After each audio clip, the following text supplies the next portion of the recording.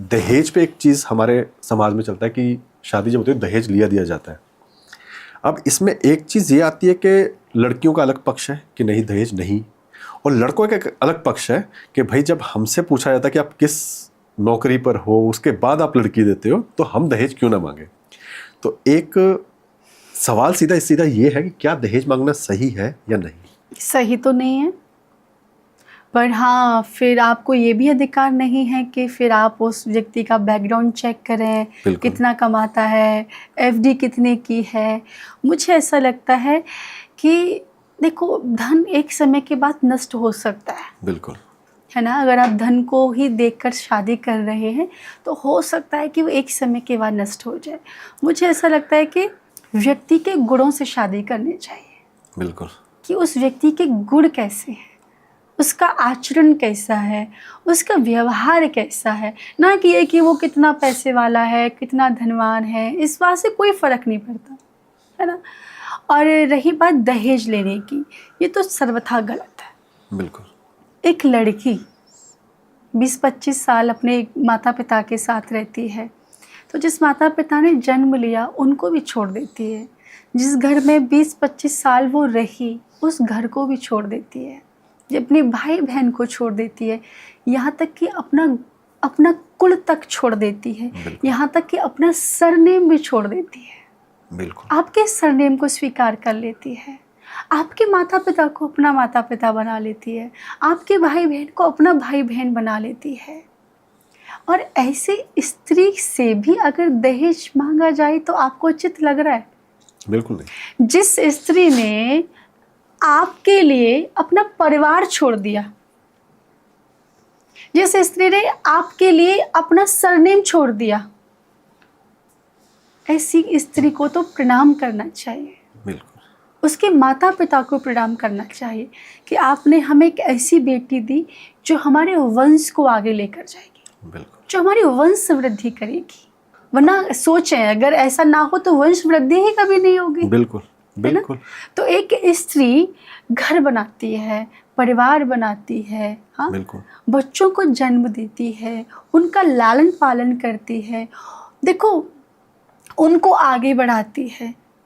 तो ऐसी स्त्री से भी अगर दहेज, मैं तो कहती हूँ उनके माता पिता को उल्टा दहेज देना चाहिए लड़के वालों को कि तुम लो, क्योंकि तुमने, ये धन तो बहुत छोटी सी चीज़ है, अरे तुमने तो हमें एक ऐसी बेटी दी है जो हमारे वंश को आगे बढ़ा रही है, जो हमारे कुल को तार रही है, हमारे खानदान का उद्धार कर रही है। मैं हमेशा कहती हूँ कि माँ बाप को जो स्वर्ग लेके जाता है वो घर का बेटा होता है। बिल्कुल, जो स्वर्ग को घर ले आए वो घर की बेटी होती है। बिल्कुल, लेकिन जो आपके घर को ही स्वर्ग बना दे वो आपके घर की बहू होती है। बिल्कुल। तो इस बात पे ध्यान दिया जाए कि हमारी जो आने वाली बहू हो वो संस्कारी हो, बिल्कुल, वो आध्यात्मिक हो, वो भगवान का भजन करने वाली हो, क्योंकि जैसा उसका आचरण होगा वैसे ही उसके आने वाली संतान का आचरण होगा। तो ना कि ये देखा जाए कि उसके माता पिता कितना धन देंगे, कितनी गाड़ियाँ देंगे, कितने बंगले देंगे। अरे नहीं, वो भूख कभी खत्म ही नहीं हो सकती। और ये इतना बड़ा पाप है ना, इससे बड़ा कोई पाप, मुझे तरस आता है इन लोगों पर। बिल्कुल। और कैसे जो लोग इसको जस्टिफाई भी करते हैं ना, कह के हमारी नौकरियां क्यों पूछी जाती हैं फिर लड़कों की, कि भाई आपकी बेटी होगी, आप नहीं पूछोगे कि आपकी बेटी एक सुरक्षित घर पे जा रही है कि नहीं जा रही है, उसे एक सुरक्षित लाइफ मिल रही है कि नहीं मिल रही है। अगर भगवान ना करे लेकिन किसी की शादी होती है और वो देखता है कि हाँ अच्छी नौकरी वाला लड़का है, वो शादी करता है, उसके बाद नौकरी चली जाए तो वो अपनी लड़की को ले नहीं जाएगा, नहीं लेके जाएगा ना, लेके नहीं जाएगा, वो सपोर्ट में खड़ी रहेगी। लेकिन एक पिता का ये अपने मतलब अपनी बेटी के लिए प्यार है कि यार जिस घर में जा रही है, क्योंकि मैंने ऐसे केस भी देखे हैं जहां बाप को फिक्र ही नहीं थी। एक लड़की 5,000 की नौकरी वाले के प्यार में पड़ गई और वो बाप ने शादी कर भी दी, बाप को कुछ फिक्र नहीं थी, डिवोर्स हो गया कुछ टाइम बाद। तो जहां नहीं देख रहे हैं ना, वहां पे भी कोई खुश नहीं है कि बाप ने पूछा नहीं कि अच्छा ये अच्छी नौकरी नहीं करता तो मैं लड़की दे दूं, उसने दे दी।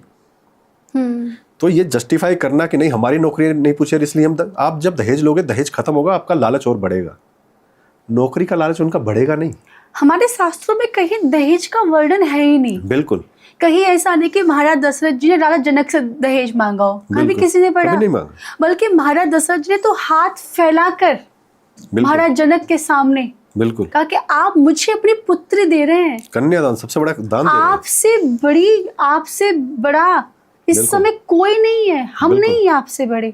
बिल्कुल। अरे हम लोग ना घर में एक पेट पालते हैं ना, हाँ जी। उसको भी नहीं दे सकते कोई मांगे तो। बिल्कुल। माँ बाप का हृदय होता है कि 20-25 साल जिस बच्चे की अपने प्राणों से भी ज़्यादा परवरिश करते हैं, उसका रख रखाव करते हैं, उसको प्यार करते हैं, उन माँ बाप के हृदय से जाकर पूछिए कि बिल्कुल। उनके हृदय पर क्या बीतती है कि वह 25 साल से जिसको पढ़ा लिखा कर योग्य बनाया, उसको अपने प्राणों से ज़्यादा प्रेम किया, उसको जब किसी के घर भेजते हैं तो उनके हृदय पर क्या बीतती है। फिर ऊपर से ऐसे लोग दहेज की बात करते हैं, ये बहुत ही निंदनीय है। बिल्कुल। ये बिल्कुल घोर निंदनीय है और ये बंद होना चाहिए। बिल्कुल। बिल्कुल। बल्कि ये होना चाहिए कि देखो, जो आपकी श्रद्धा हो, जो आप सम्मान में पत्र पुष्प फल दे सके, आप कीजिए। ऐसा नहीं कि मैंने देखा कि माँ बाप के ऊपर प्रेशर होता है कि हम गाड़ी लेंगे, बिल्कुल। हमें BMW चाहिए, हमें रेंज रोवर चाहिए, और हमें फलाने होटल में दावत चाहिए, हमारे इतने लोग आएंगे, अगर नहीं करोगे शादी कैंसिल। मैं तो एक बात बताऊं, मैं तो माता पिता से भी आग्रह कर रही हूँ, अगर कोई आप रिश्ता करने के लिए अपनी बेटी का किसी के घर जाएं, अगर कोई आपसे डिमांड करना शुरू कर दे, चाहे आप कितने भी बड़े अरबपति क्यों ना हो, चाहे आपके पास खूब धन है, लेकिन अगर कोई आपसे डिमांड करना शुरू कर दे, दहेज मांगना शुरू कर दे, उसको वहीं प्रणाम करके आगे बढ़ जाइए। बिल्कुल। ऐसे लोगों के घर में अपनी बेटी मत दीजिए। बिल्कुल। और क्योंकि आपकी बेटी कभी खुश नहीं रह पाएगी ऐसे घर में। बिल्कुल।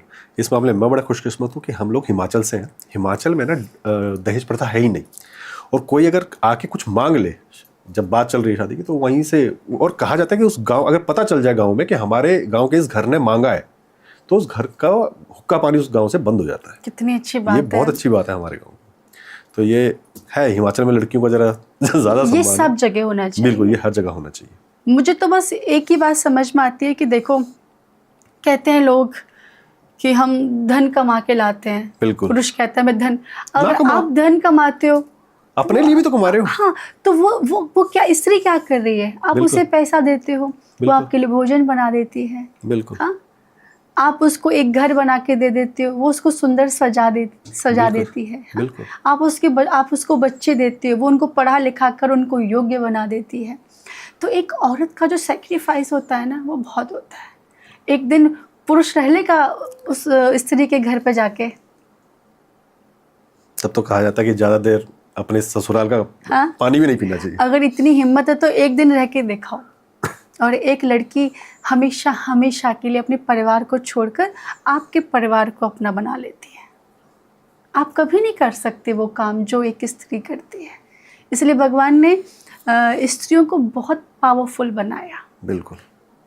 जो शक्ति भगवान ने स्त्रियों को प्रदान की, शायद वो किसी को प्रदान नहीं की।